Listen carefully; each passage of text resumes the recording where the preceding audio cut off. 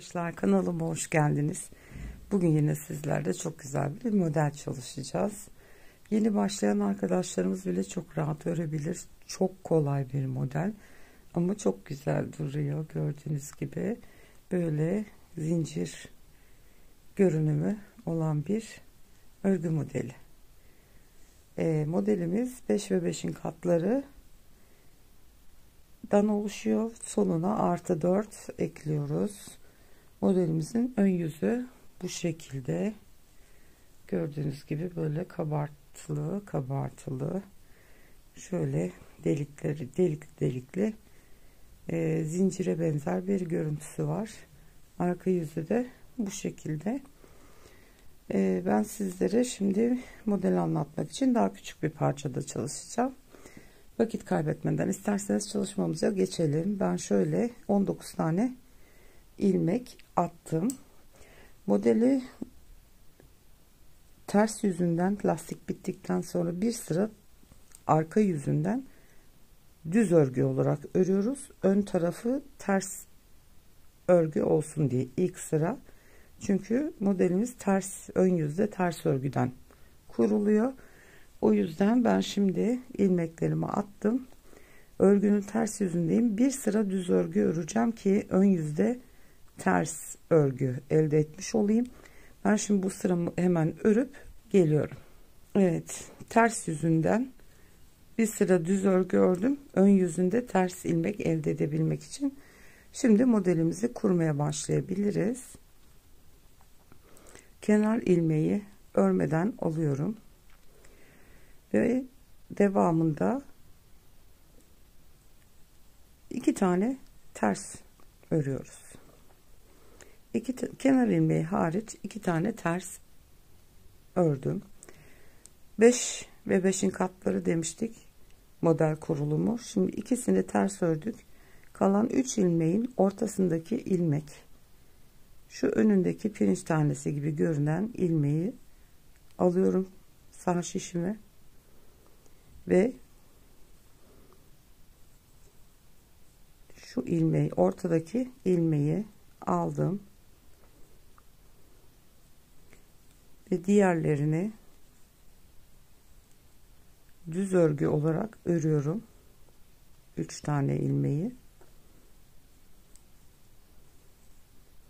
Bu şişimize aldığımız ilmeği 3 ilmeğin üstünden atlatıyoruz. İkinci kez modeli yapıyoruz. 2 tane ters örüyoruz.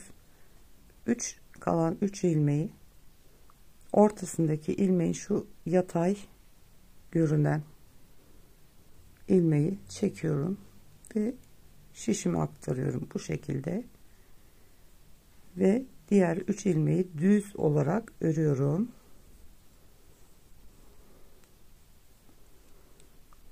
Evet, düz ördüm ve ondan sonra aldığımız bu ilmeği ördüğüm 3 düz ilmeğin üzerinden atlatıyorum. Yine 2 tane ters örüyoruz. 3 tane ters ilmeğin ortasındakini önünde şöyle pirinç tanesi gibi yatay duran ilmeği sağ şişime alıyorum. 3 tane ilmeği düz olarak örüyorum.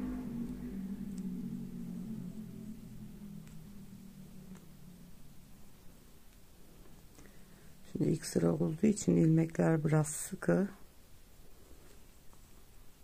Evet, aldığımız şu ilmeği ördüğümüz 3 ilmeğin üstünden atlatacağız. Şu şekilde ilmeklerin üstünden atlatıyorum.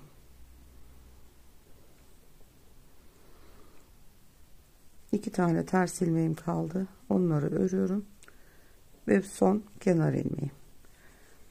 Arka yüzde bütün ilmeklerimizi düz olarak öreceğiz.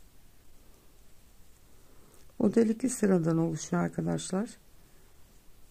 İlk modelimizi yapmış olduk. Evet, kenar ilmeğimi alıyorum. tekrar birlikte yapalım. İlk kenar ilmeğinden sonra 2 tane ters örüyoruz. 5 ilmek demiştik, ikisini ters ördük.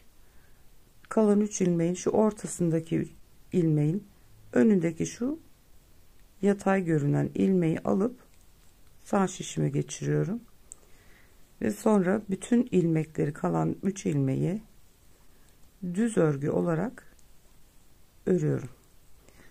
Şişimize aldığımız bu boştaki ilmeği ilmeklerin üzerinden atlatıyoruz. Bakın model ortaya çıkmaya başladı bile.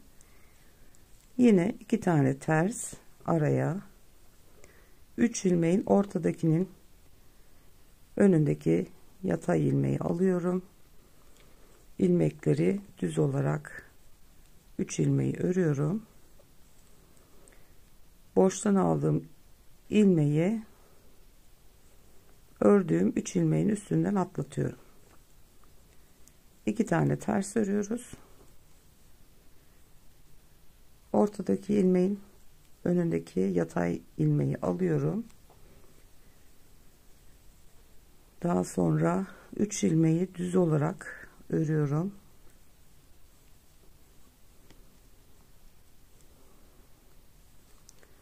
Ve almış olduğumuz bu ilmeği 3 ilmeğin üstünden atlatıyorum. Ve kenardaki 2 tane tersimi örüp kenar ilmeğimi de aldım. Arka yüzde yine bütün ilmeklerimi düz olarak öreceğim.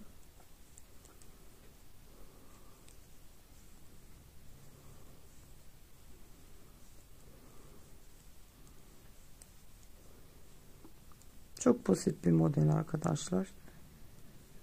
Bebek örgülerinde, erkek çocukları için, yetişkin süveterlerinde, hırkalarında çok güzel yakışacak bir model.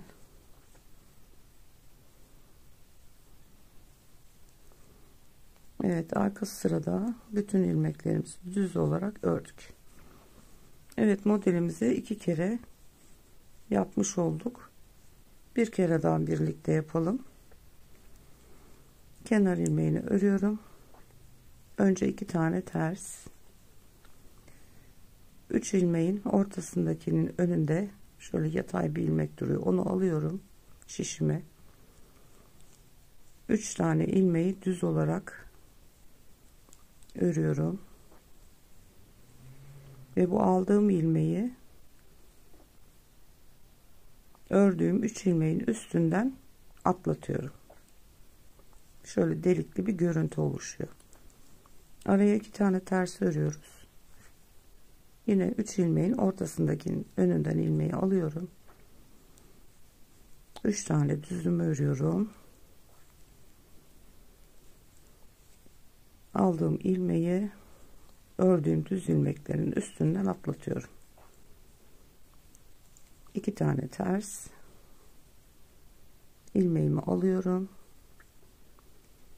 3 ilmeği düz olarak örüyorum.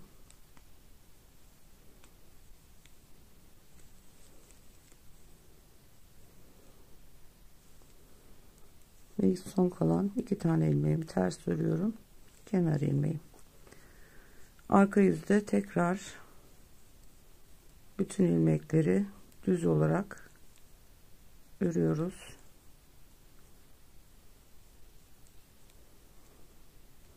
İlmeği çekince bazen ilmekler sıkılaşabiliyor.